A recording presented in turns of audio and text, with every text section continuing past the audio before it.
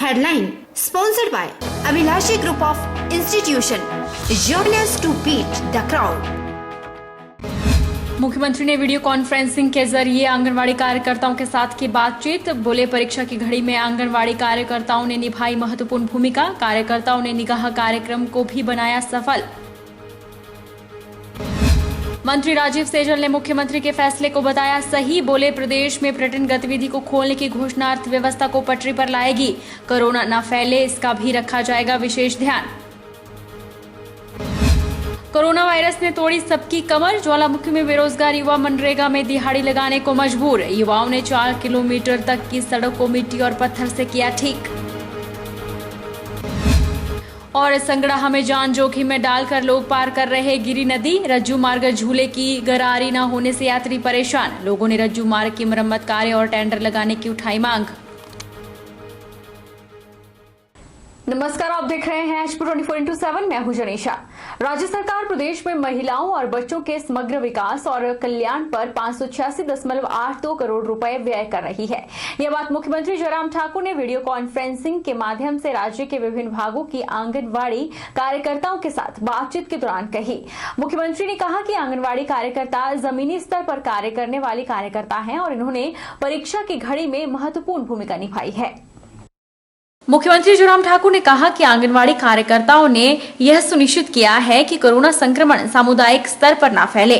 आंगनवाड़ी कार्यकर्ताओं ने न केवल लोगों को सामाजिक दूरी और मास्क के प्रयोग के बारे में जागरूक किया, बल्कि होम क्वारंटाइन लोगों पर नजर रखकर प्रदेश सरकार की निगाह कार्यक्रम को सफल बनाने में सराहनीय भूमिका निभाई है।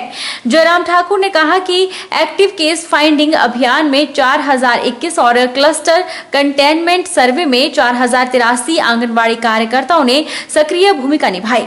आंगनवाड़ी कार्यकर्ताओं ने 5.68 लाख मास्क बनाकर लोगों को वितरित किए और लोगों को मोबाइल पर आरोग्य सेतु ऐप डाउनलोड करने के लिए प्रेरित किया।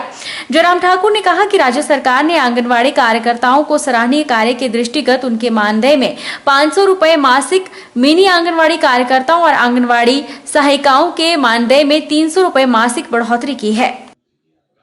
और उसके साथ साथ में जो महत्वपूर्ण काम आप लोगों ने अभी किया है इस संकट के समय में विशेष तौर से, उसमें सर्वेक्षण का जो हमारा कार्यक्रम था, 1600 हेल्थ वर्कर्स, आंगनवाड़ी वर्कर्स, आशा वर्कर्स की जो टीम बनाई थी, 16,000 और वो एक एक घर में जाकर के उस सर्वेक्षण के लिए गई।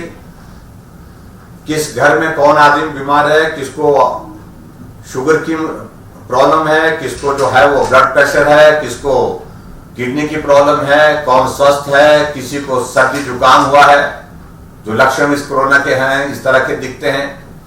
वो सारा सर्वेक्षण करने के लिए आप लोगों ने एक बहुत महत्वपूर्ण काम किया। उसके लिए मैं आप सबका बहुत बहुत आभार भी व्यक्त करता हूं। काम के लिए स्मार्टफोन मिलने से हमें बड़ी सहूलियत हुई है। घंटों का काम अब मिनटों में हो रहा है। रिकॉर्ड रखने में भी बड़ी सुविधा हुई है और रजिस्ट्रों के बोझ से भी निजात मिली है। सच पूछे तो हमारा जीवन आसान हो गया है। मंडी जिला के मंगवाई 1 की आंगनबाड़ी कार्यकर्ता सोनू ने मुख्यमंत्री के वीडियो कॉन्फ्रेंसिंग के जरिए आयोजित वर्चुअल संवाद कार्यक्रम में शामिल होने के बाद अपना अनुभव साझा करते हुए यह बातें कही। आंगनबाड़ी कार्यकर्ताओं ने उनके हितों की फिक्र करने और कल्याणकारी पहलों के लिए मुख्यमंत्री का आभार व्यक्त किया। कोविड-19 पे इसमें देखा सर हमने कि इसमें कोई कोविड-19 पे कोई लक्षण तो नहीं है किसी में सर, तथा इस तरह से कोविड-19 के दौरान सावधानियां बरती जाए, इसके बारे में हमने लोगों को जागरूक किया सर। लॉकडाउन के दौरान आंगनवाड़ी केंद्र में पंजीकृत लाभार्थी जिन्हें हमने टेक होम राशन दिया गया, जिसमें सोशल डिस्टेंसिंग का भी कोविड-19 के दौरान बरती जा रही सभी सावधानियों के बारे में ध्यान में रखा गया। जो लोग पोषाहार ले जाने में असमर्थ थे सर, उन्हें सभी आंगनवाड़ी कार्यकर्ताओं ने उनके घर तक जो था सर पोषाहार पहुंचाया। सामाजिक न्याय एवं अधिकारिता मंत्री राजीव सैजल ने प्रदेश में पर्यटन गतिविधियों को बढ़ावा देने के लिए मुख्यमंत्री के फैसले को सही बताया।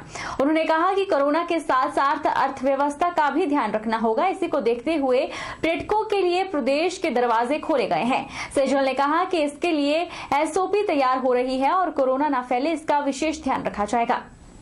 मैं सामान्य मुख्यमंत्री जी को मैं बधाई देता हूं कि उन्होंने ये फैसला लिया है और ये बहुत मैं ये समझता हूँ साहसपूर्ण फैसला है कि अब पर्यटक जो है हिमाचल प्रदेश में आ सकेंगे, रह सकेंगे, मिनिमम 5 डेज उनको रुकना होगा। इसके एसओपीज जो हैं वो तैयार किए जा रहे हैं। ये ठीक है, थोड़ा एक भय जो है वो व्याप्त है और ऐसा भय होना ये प्राकृतिक भी है, लेकिन मैं ये समझता हूँ जब एसओपीज सब बन जाएंगे और सारी सावधानियों के साथ जिस प्रकार से ये पर्यटक यहाँ पर रहेंगे, सब सावधानियों का जो है वो पालन जो है वो कठोरतापूर्वक होगा, तो मैं समझता हूँ फर्दर ट्रांसमिशन जो है वो नहीं होगा। 4 लेन निर्माण कार्य में जुटी कंपनी अवैज्ञानिक तरीके से कटिंग कर रही है, जिससे लोगों के घरों पर खतरे के बादल मंडरा रहे हैं। बरसात की पहली बारिश ने ही लोगों के घरों में पानी भर दिया, जिसका बड़ा कारण 4 लेन निर्माण कंपनी द्वारा अवैज्ञानिक कार्य है। हालांकि लोगों ने कई बार हर स्तर पर गुहार लगाई, लेकिन उनकी सुनने वाला इस राम राज्य में कोई नहीं। बीते वर्षों में भी बरसात के चलते कई आशियाने धराशायी हो गए थे, तो कईयों का सारा सामान नष्ट हो गया था और कारोबार भी ठप हो गया।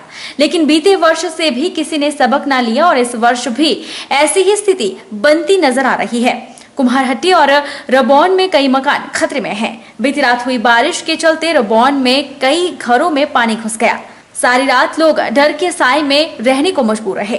पीड़ित परिवार वालों का कहना था कि अभी तो बरसात शुरू हुई है और घरों में तालाब जैसी स्थिति बन गई है।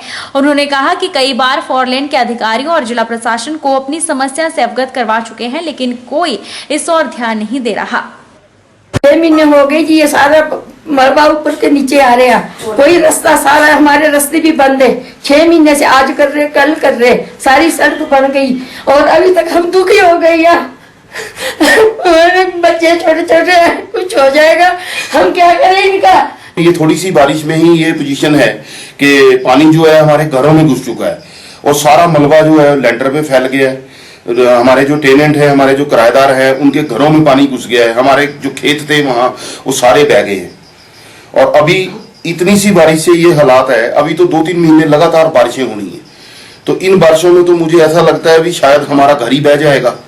उधर इस बारे में जब सामाजिक न्याय एवं अधिकारिता मंत्री राजीव सैजल से बात की गई तो उन्होंने माना कि 4 लेन निर्माण में लगी कंपनी बेतरतीब कटिंग की है, जिससे कई घरों में खतरे के बादल मंडरा रहे हैं। उन्होंने कहा कि उन्होंने खुद मौके का जायजा लिया है और अधिकारियों को उचित दिशा निर्देश दिए हैं और आ रही समस्या का जल्द ही निवारण किया जाएगा। 4 लेन निर्माण के कारण से काफ़ी समस्याएं जो हैं हमारे यहाँ स्थानीय क्षेत्र में पैदा हुई हैं और बेतरतीब कटिंग के कारण से भी, और क्योंकि सारा जो है ये ज्योग्राफिकली अगर हम देखें तो एरिया ऐसा है, रॉकी एरिया है और कटिंग के कारण से जब एक बार स्लाइड होने लगता है तो फिर वो रुकता नहीं है। हमने वहाँ मौका देखा और तुरंत जो है इसमें लॉस की जो इवैल्यूएशन है उसका करने के हमने आदेश दिए और अधिकारियों ने भी आश्वस्त किया है कि बहुत जल्दी लॉस की असेसमेंट करके और उसकी भरपाई जो है जिनका नुकसान हुआ है उनको शीघ्र जो है वो की जाएगी। और मैंने विभाग को निर्देश दिए हैं कि तुरंत जो है उस पुल का निर्माण करें, क्योंकि ठेकेदार को जिसको पहले काम आवंटित हुआ था वो कार्य छोड़ करके जो है वो चला गया, इस कारण से उसमें व्यवधान हुआ।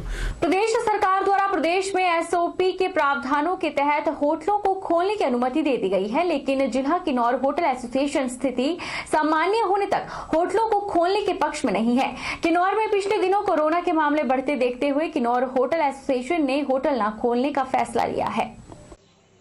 जिला किन्नौर होटल एसोसिएशन के मुख्य प्रवक्ता शांता कुमार नेगी ने कहा कि जिला किन्नौर में कोरोना के मामले दिन प्रतिदिन बढ़ते जा रहे हैं। ऐसी स्थिति में होटलों को खोलना अनुकूल नहीं है। उन्होंने कहा कि जिला किन्नौर में जब तक स्थिति सामान्य नहीं हो जाती तब तक होटल नहीं खोले जाएंगे। किन्नौर में अधिकतर होटल ग्रामीण क्षेत्रों में है, जिसमें किसी भी प्रकार की गतिविधियों का संचालन नहीं किया जाएगा। उन्होंने कहा कि एसओपी जारी होने के बाद भी लोगों में भय बना हुआ है। किन्नौर में आज के डेट में दिन प्रतिदिन कोरोना के पॉजिटिव केसेस बढ़ते जा रहे हैं, तो इसको मद्देनज़र रखते हुए इस प्रकार होटलों का खोलना आज के डेट में कहीं ना कहीं अनुकूल नहीं लग रहा है। तो पूरे सर्वसम्मति से ये निर्णय लिया गया कि होटलों को नहीं खोला जाएगा जब तक कि एक अनुकूल वातावरण नहीं बन जाता। तो और दूसरा जो एसओपी सरकार द्वारा जारी की गई है, वो एसओपी भी कहीं ना कहीं हम जैसे छोटे होटल व्यवसायियों के लिए अनुकूल नहीं है। कोरोना महामारी के चलते सुलियाली के प्रसिद्ध डिपकेश्वर महादेव के मंदिर में बाहरी राज्यों और दूसरे शहरों से बड़ी संख्या में लोगों की आवाजाही पर सख्ती से निपटने का निर्णय लिया गया है। मंदिर कमेटी ने इस बारे में नूरपुर एसडीएम ग्राम पंचायत को एक पत्र लिखकर अवगत कराया। बता दें कि सरकार ने अभी धार्मिक स्थलों को खोलने का कोई आदेश नहीं दिया है, लेकिन बढ़ती गर्मी और सावन महीना शुरू होने पर लोग चोरी छुपे मंदिर पहुंच रहे हैं। पंचायत उप प्रधान नरेश शर्मा और मंदिर कमेटी प्रधान राजेश भारद्वाज ने कहा कि सरकार द्वारा मनाही के बावजूद भी ज्यादा संख्या में लोगों के डिपकेश्वर महादेव मंदिर आने और पवित्र स्नान स्थल में नहाने के चलते कल को कोरोना महामारी यहां फैल सकती है। इसके मद्देनजर कमेटी और गांव वालों ने मिलकर नूरपुर एसडीएम को पत्र लिखा और इस समस्या से निजात दिलाने की मांग की। नूरपुर एसडीएम डॉक्टर सुरेंद्र ठाकुर ने भी इस समस्या को देखते हुए डिपकेश्वर महादेव मंदिर का रास्ता बंद करने के आदेश जारी कर दिए हैं। ये जो हमारा डिपकेश्वर महादेव मंदिर है, वहाँ पे बाहरी राज्यों से बहुत से लोगों का आना जाना शुरू हो गया था। कम से कम 200 से 300 लोग डेली जो है यहाँ नहाने के लिए और दर्शन करने के लिए आ रहे थे। तो कोविड-19 के चलते हुए हमें कमेटी ने भी और गांव वालों ने भी यही एक सोचा कि अगर एक भी कोरोना पॉजिटिव आ जाता है तो हमारे गांव के लिए, हमारे बच्चों के लिए बहुत बड़ा खतरा है, क्योंकि बच्चे भी वहां जाकर नहाते हैं। तो इसी को मद्देनजर रखते हुए कि कहीं आने वाले टाइम में कोई पॉजिटिव आ गया तो काफ़ी भारी नुकसान हो सकता है। वक्त तो चला है छोटे से ब्रेक का। ब्रेक के बाद फौरन लौटेंगे।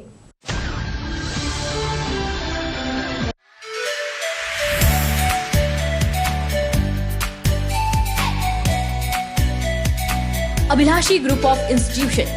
Here you can get admission in 2020 and 21 for BTech in Civil, Mechanical, Electrical and Computer Science Engineering, Diploma in Civil, Mechanical and Electrical Engineering, B Pharmacy, B.Ed, D.Led, MSc, Physics, Chemistry, Botany, A&M, GNM, BSc Nursing and Post Basic BSc Nursing courses. For detailed inquiry, please contact Abhilashi Group of Institutions near Chowk, Tehsil Bald District Mandi, Himachal Pradesh.